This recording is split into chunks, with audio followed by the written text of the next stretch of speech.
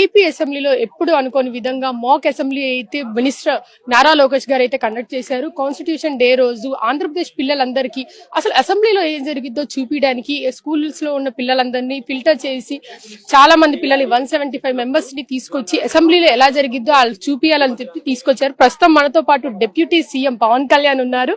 ఆయనతో మాట్లాడదాం.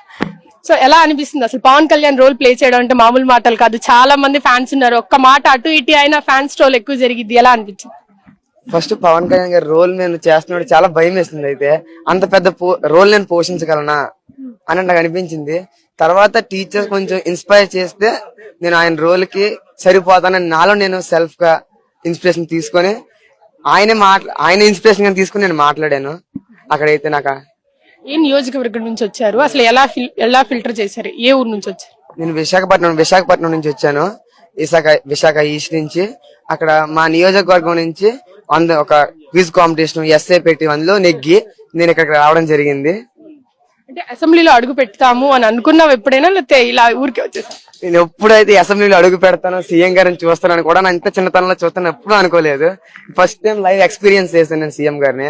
అంటే 45 సంవత్సరాల రాజకీయ అనుభవం ఉంది సీఎం గారికి. ఆయన్ని నేను చూస్తానని ఎప్పుడు అనుకోలేదు. నేను ఈ మాక్ అసెంబ్లీ ద్వారా ఏం నేర్చుకున్నావు? మాక్ అసెంబ్లీ ఎలా జరుగుతుంది, అక్కడ కమ్యూనికేషన్స్ ఎలా ఉంటాయి, అడిపక పార్టీకి ఇటుపక పార్టీ కమ్యూనికేషన్ ఎలా ఉంటది, క్వశ్చన్స్ ప్రజల కోసం ఎటువంటి క్వశ్చన్స్ అడుగుతారో మొత్తం అన్ని పిన్ పాయింట్ గా మొత్తం నాకు తెలిసింది. Who is your favourite politician? My Jagan. Oh great, opposition అన్నమాట. సో అపోజిషన్ కి ఏదైనా క్వశ్చన్ చేసావా అసెంబ్లీలోకి వచ్చినప్పుడు?